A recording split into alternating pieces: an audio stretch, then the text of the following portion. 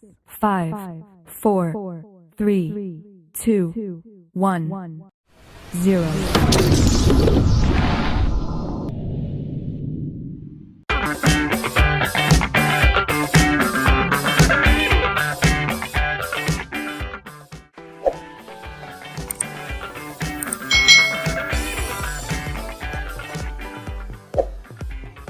Hai hai hai, selamat datang di channel YouTube Kak Citra. Apa kabar adik-adik semuanya? Kak Citra berharap kalian dalam keadaan yang baik, sehat, dan siap untuk belajar ya. Hari ini kita akan belajar bersama-sama untuk mata pelajaran tematik kelas 5. Kita belajar di tema 2, udara bersih bagi kesehatan, subtema 1, cara tubuh mengolah udara bersih, pembelajaran yang kedua. Mari adik-adik yang hebat, kita belajar dengan semangat. Adik-adik yang hebat, semua makhluk hidup itu bernapas. Nah, kita manusia itu juga bernapas ya adik-adik ya. Kalau tidak bernafas, kita disebut makhluk mati. Nah, adik-adik, kita akan belajar tentang sistem pernapasan pada manusia. Kalau pada pembelajaran sebelumnya kita sudah belajar sistem pernapasan pada hewan, kali ini kita akan belajar sistem pernapasan pada manusia. Nah, adik-adik lihat ilustrasi pernapasan pada manusia. Dari gambar ini kita sudah tahu bahwa manusia itu bernafas menggunakan hidungnya dan menggunakan paru-parunya. Manusia bernapas itu untuk memasukkan udara ke dalam tubuh. Nah, udara itu harus mengandung oksigen. Oksigen itu dibutuhkan untuk mendapatkan energi dari makanan adik-adik. Energi itu untuk menggerakkan semua proses kehidupan yang sangat penting pada tubuh. Organ pernapasan manusia itu terdiri dari hidung, faring, laring, trakea, bronkus, bronkiolus, dan paru-paru atau alveolus. Nah, adik-adik, ini adalah gambar organ pernapasan pada manusia. Tadi ada hidung, faring, laring, trakea, bronkus, bronkiolus, dan alveolus. Pertama yang akan kita pelajari adalah hidung. Nah, udara akan masuk melalui lubang hidung ke dalam rongga hidung adik-adik. Nah, di dalam rongga hidung itu akan terdapat rambut-rambut pendek dan tebal untuk menyaring dan menangkap kotoran yang masuk bersama udara. Jadi kalau kalian lihat nih, di hidung kalian itu kan ada rambut-rambutnya adik-adik. Nah, itu untuk menyaring atau menangkap kotoran yang masuk bersama udara.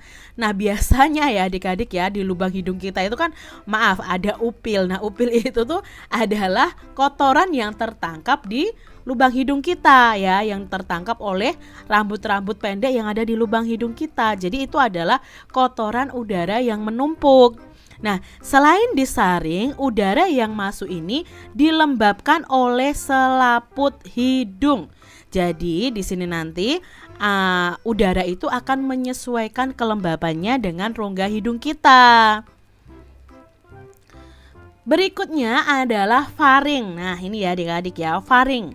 Nah, apa ini faring? Nah, faring ini merupakan persimpangan antara saluran pernapasan pada bagian depan dan saluran pencernaan pada bagian belakang. Jadi kan hidung itu dekat dengan mulut. Mulut itu kan untuk makan adik-adik. Nah, di sini ada persimpangan antara saluran pernapasan dan saluran pencernaan. Itu disebut dengan faring. Nah, dari faring ini akan diteruskan ke laring. Nah, laring ini disebut dengan tekak atau jakun yang terdapat di bagian belakang faring. Nah, laring ini terdiri atas 9 susunan tulang rawan yang berbentuk kotak. Jadi nanti ini tersusun dari 9 tulang rawan yang berbentuk kotak adik-adik. Nah, setelah dari laring, maka udara itu akan masuk ke trakea atau disebut dengan batang tenggorokan. Nah, ini ya adik-adik ya. Pada trakea terdapat jaringan yang disebut dengan silia yang akan bergerak dan mendorong keluar debu-debu dan bakteri yang masuk ke trakea ini. Nah, dari trakea masuklah ke bronkus. Ini bronkus ya adik-adik ya. Apa itu bronkus? Bronkus ini merupakan cabang dari trakea serta terdiri dari bronkus kiri dan bronkus kanan. Nah, ini adalah cabang dari trakeanya, itu disebut dengan bronkus. Jadi ada bronkus kiri dan bronkus kanan, karena paru-paru pun ada paru-paru kiri dan paru-paru kanan. Nah, sekarang bronkiolus. Bronkiolus ini merupakan percabangan dari bronkus. Nah, adik-adik harus ingat, bronkus tadi cabang dari trakea, bronkiolus itu cabang dari bronkus. Lalu di ujung dari bronkiolus itu ada alveolus. Nah, alveolus itu terdapat di dalam paru-paru yang merupakan tempat terjadinya pertukaran antara oksigen dan karbon dioksida. Nah, alveolus ini dikelilingi oleh kapiler-kapiler darah. Alveolus ini berbentuk seperti buah anggur. Kita lihat pada gambar sebelumnya ya adik-adik ya. Nah, ini. Jadi di sini ini alveolus ya. Ini bronkus, lalu bercabang jadi bronkiolus yang bercabang-cabang ini. Lalu ujungnya itu ada alveolus yang bentuknya seperti buah anggur adik-adik, yang banyak ya. Jadi itu adalah alveolus, tempat terjadinya pertukaran antara oksigen dan karbon dioksida. Nah, udara itu masuk ke dalam tubuh melalui lubang hidung ya. Ini ya, melalui lubang hidung, lalu masuk ke dalam batang tenggorokan. Lalu batang tenggorokan adalah sebuah pipa mulai dari belakang hidung dan mulut lalu turun ke paru-paru ini. Nah, dari batang tenggorokan udara akan masuk ke dalam paru-paru. Di dalam paru-paru ini oksigen akan terserap ke dalam pembuluh darah halus. Lalu sebaliknya, karbon dioksida dari pembuluh darah akan masuk ke dalam paru-paru dan selanjutnya akan dibuang keluar saat kita itu menghembuskan nafas kita. Nah, ketika kita menghembuskan nafas kita itu kita mengeluarkan karbon dioksida, karena itu adalah sisa pembakaran dari tubuh kita. Nah, adik-adik yang hebat, kamu telah membaca nih bacaan sistem pernapasan pada manusia. Nah, buatlah pertanyaan menggunakan kata tanya apa, di mana, kapan, mengapa, dan bagaimana. Lalu setelah kalian membuat pertanyaan itu, kalian juga tuliskan jawabannya. Contohnya kalian bisa buat dalam bentuk tabel seperti berikut ini. Di sini Kak Citra menggunakan kata tanya apa. Misalnya pertanyaannya, apa saja organ pernapasan pada manusia? Nah, jawabannya apa? Misalnya, organ pernapasan pada manusia adalah hidung, faring, laring, trakea, bronkus, bronkiolus, dan alveolus. Apa zat yang diambil tubuh saat kita bernafas? Nah, zat yang diambil tubuh saat kita bernafas adalah oksigen. Apa fungsi rambut yang terdapat di rongga hidung? Rambut yang terdapat di rongga hidung itu berfungsi untuk menangkap kotoran. Apa jenis tulang yang menyusun organ laring? Nah, jenis tulang yang menyusun organ laring adalah tulang rawan. Apa nama organ yang merupakan percabangan dari bronkus? Organ yang merupakan percabangan dari bronkus adalah bronkiolus. Kalian bisa membuat pertanyaan menggunakan kata tanya apa dengan yang materi sesuai yang bacaan tadi ya adik-adik. Boleh berbeda dari Kak Citra. Sekarang kalau kata tanyanya di mana? Nah, contohnya di sini. Di mana udara pernapasan pertama kali masuk ke dalam tubuh manusia? Ya, pertama kali masuk ke dalam tubuh manusia itu di rongga hidung. Di mana persimpangan antara saluran pernapasan pada bagian depan dan saluran pencernaan pada bagian belakang? Nah, persimpangan antara saluran pernapasan pada bagian depan dan saluran pencernaan pada bagian belakang itu terdapat di bagian faring ya. Lalu di mana letak alveolus? Nah, ini kan dengan kata tanya di mana. Letak alveolus terletak di dalam paru-paru. Di mana terdapat jaringan yang disebut silia? Nah, jaringan yang disebut silia terdapat di dalam trakea. Di mana letak organ laring atau tekak? Nah, letak organ laring atau tekak di bagian belakang faring. Itu tadi menggunakan kata tanya di mana. Sekarang menggunakan kata tanya kapan? Kapan udara pernapasan yang masuk ke dalam tubuh disaring? Udara pernapasan yang masuk ke dalam tubuh disaring saat berada di rongga hidung. Kapan udara yang masuk ke dalam tubuh itu dilembabkan? Nah, udara yang masuk ke dalam tubuh dilembabkan saat berada di selaput hidung. Lalu kapan debu-debu dan bakteri yang masuk didorong keluar? Nah, debu-debu dan bakteri yang masuk didorong keluar saat melewati jaringan silia. Kapan terjadinya pertukaran oksigen dan karbon dioksida? Terjadi pada saat udara di dalam alveolus. Kapan oksigen terserap ke dalam pembuluh darah halus? Saat berada dalam paru-paru. Ini contoh kalimat tanya menggunakan kata tanya kapan. Lalu mengapa? Nah, di sini contohnya pertanyaan dan jawabannya. Mengapa manusia bernapas? Manusia bernapas untuk memasukkan udara ke dalam tubuh. Mengapa manusia membutuhkan energi dari makanan? Karena energi dari makanan dibutuhkan untuk menggerakkan semua proses kehidupan yang sangat penting pada tubuh.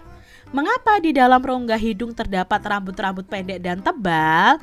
Nah, di dalam rongga hidung terdapat rambut-rambut pendek dan tebal itu untuk menyaring dan menangkap kotoran yang masuk bersama udara. Lalu mengapa pada trakea terdapat jaringan yang disebut silia? Nah, pada trakea terdapat jaringan yang disebut silia untuk mendorong keluar debu-debu dan bakteri yang masuk. Mengapa oksigen dibutuhkan manusia? Ya karena untuk mendapatkan energi dari makanan. Seperti itu ya dengan kata tanya mengapa. Lalu dengan kata tanya bagaimana? Nah, bagaimana cara masuk ke dalam udara masuk ke dalam tubuh manusia? Nah, udara masuk ke dalam tubuh manusia melalui proses bernapas.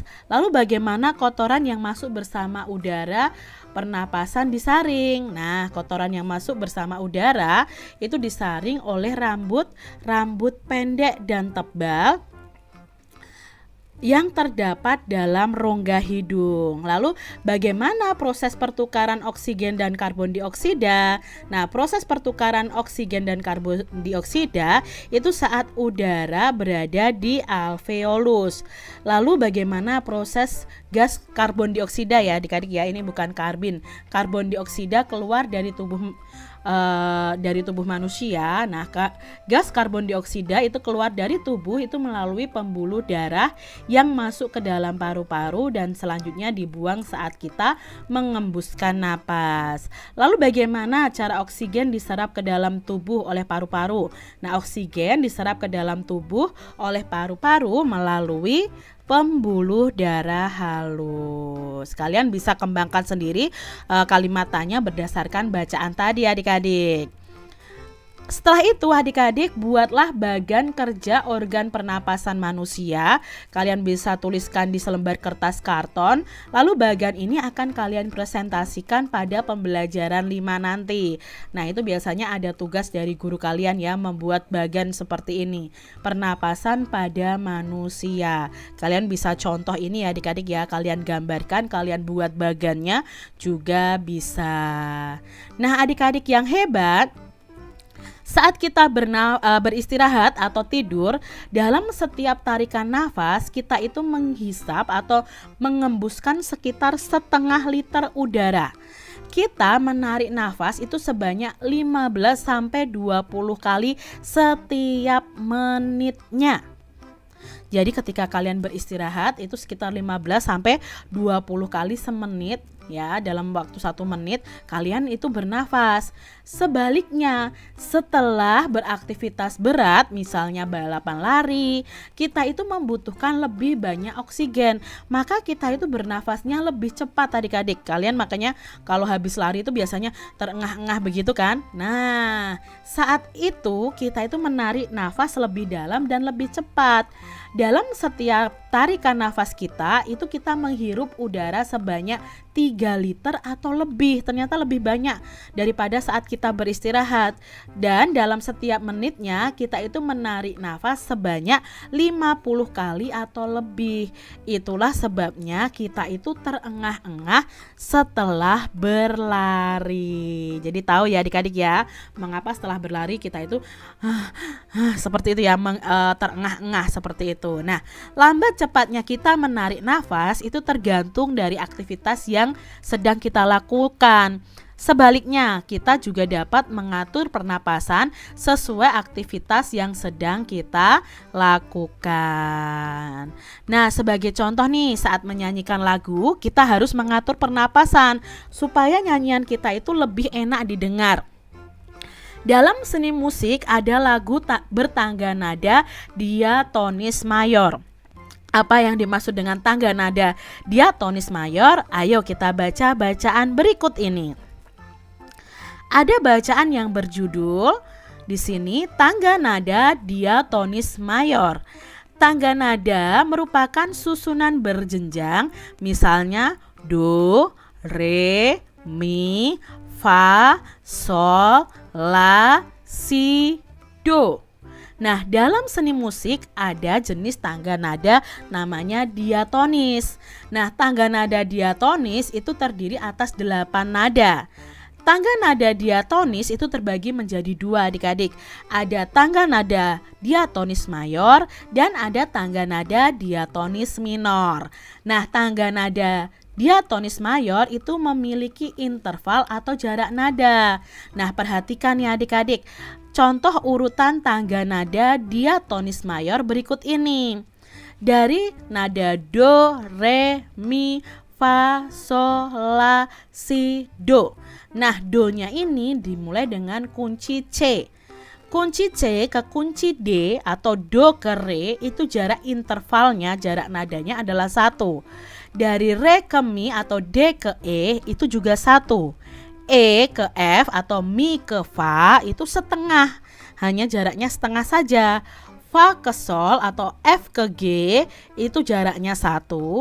G ke A ya, di sini sol ke la itu jaraknya 1. La ke si atau A ke B itu jaraknya 1. Si ke do tinggi itu jaraknya setengah. Jadi tangga nada diatonis mayor itu jaraknya 1, 1, setengah, 1, 1, 1, setengah. Nanti berbeda dengan interval atau jarak nada pada diatonis minor. Adik-adik, pada diatonis mayor ini ada ciri-ciri tangga nadanya. Ciri-ciri tangga nada diatonis mayor, lagunya itu bersifat riang gembira. Lagunya itu bersemangat. Nah, biasanya diawali dan diakhiri dengan nada do, namun tidak menutup kemungkinan akan diawali dengan nada sol atau nada mi dan diakhiri nada do. Jadi kalian harus tahu kalau lagu-lagu yang semangat, yang bergembira itu pasti memakai tangga nada diatonis mayor yang diawali dan diakhiri dengan nada do. Tapi bisa juga diawali dengan nada sol atau nada mi dan diakhiri dengan nada do. Contohnya di sini adik-adik. Nah, kalian akan mengerti apa itu tangga nada diatonis mayor melalui pertanyaan berikut ini. Nah, di sini pertanyaan pertama, apa pengertian tangga nada mayor? Nah, tangga nada mayor tadi adalah tangga nada yang memiliki interval 1, 1, setengah, 1, 1, 1, setengah. Itu namanya tangga nada diatonis mayor. Lalu berikutnya, apa ciri-ciri lagu bertangga nada mayor? Nah, ciri-cirinya tadi adalah bersifat riang gembira, lagunya bersemangat, dan diawali serta diakhiri nada do, atau bisa juga diawali nada sol dan mi lalu diakhiri nada do ya. Nah, sekarang adik-adik di sini siapkan alat musik yang bernada. Misalnya pianika nih adik-adik ya. Pianika itu kan ada nada do, re, mi, fa, sol, la, si, do. Nah, berlatihlah memainkan lagu ini dengan pianika kalian. Nah, di sini ada lagu Hari Merdeka. Nah, Hari Merdeka ini itu merupakan tangga nadanya diatonis mayor. Mengapa? Karena lagunya bersemangat ya. Lagunya riang gembira. Diawali nada do dan diakhiri nada do. Loh Kak, ini bukan nada do, ini nada sol. Diakhiri nada do. Tadi Kak Cira sudah bilang, kemungkinan bisa diawali nada sol atau nada mi dan diakhiri dengan nada do. Nah, berarti ini memakai diatonis mayor tangga nadanya. Paham adik-adik? Nah, kalian berlatih ya menggunakan pianika menyanyikan Hari Merdeka dengan penuh semangat. Nah, demikian tadi adik-adik pembahasan kita di tema 2, subtema 1, pembelajaran yang kedua. Semoga video pembelajaran ini bermanfaat ya untuk adik-adik semuanya. Dan sampai jumpa lagi di video pembelajaran Kak Citra selanjutnya. Tuhan memberkati. Jangan lupa tekan tombol subscribe, lalu tekan loncengnya, tekan juga tombol like, lalu share ke media sosial kalian. Jangan lupa untuk ikuti media sosial Kak Citra. Terima kasih.